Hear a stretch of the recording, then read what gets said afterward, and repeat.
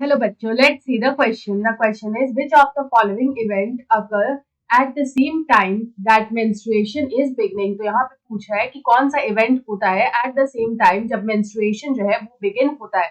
Option A is the levels of LH and FSH are spiking. Option B is the levels of estrogen and progesterone in the ovarian hormone cycle are on the rise. Option C is the corpus luteum is degenerating and option D is ovulation is occurring. तो यहाँ पे अगर हम लोग देखें तो बात करेंगे यहाँ पे मेंस्ट्रुएशन की. तो यहाँ पे सबसे पहले देखते हैं कि जो मेंस्ट्रुअल साइकिल होता है उसमें यहाँ पे कौन कौन से फेजेस हमें देखने को मिलते हैं.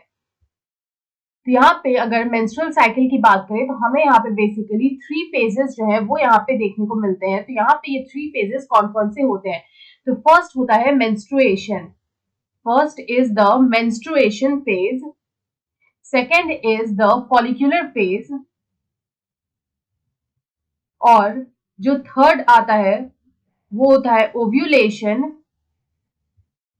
और उसके बाद जो हमारा लास्ट फेज आता है वो आता है ल्यूटियल फेज. तो जो ये जो ओव्यूलेशन है इसमें क्या होता है कि जो एग होता है वो यहाँ पे रिलीज होता है. तो यहाँ पे बेसिकली 3 फेजेस होते हैं which is the menstruation phase, the follicular phase और द ल्यूटियल फेज. तो यहाँ पे इन तीनों फेजेस में हम लोग इसको डिवाइड करते हैं और बीच में यहाँ पे जो ओव्यूलेशन है वो होता है जो कि एग्जैक्टली 14th डे पे होता है. तो यहाँ पे अगर मेंस्ट्रुअल साइकिल की बात करें तो यहाँ पे अगर मेंस्ट्रुएशन में होता क्या है तो मेंस्ट्रुएशन फेज जो होता है उसको हम लोग ब्लीडिंग फेज भी बोलते हैं. Menstruation phase is also known as bleeding phase. तो इसको ब्लीडिंग फेज क्यों बोलते हैं क्योंकि यहाँ पे जो यूट्रस का जो एंडोमेट्रियम है वो यहाँ पे ब्रेकडाउन होता है. जो एंडोमेट्रियम है वो यहाँ पे उसका ब्रेकडाउन होता है और ब्रेकडाउन होने के साथ ही ये यहाँ पे ब्लीडिंग के फॉर्म में बाहर निकलता है.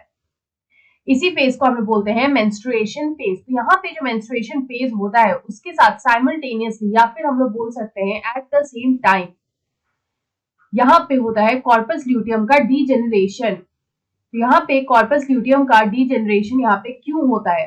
यहाँ पे जो कॉर्पस ल्यूटियम होता है बेसिकली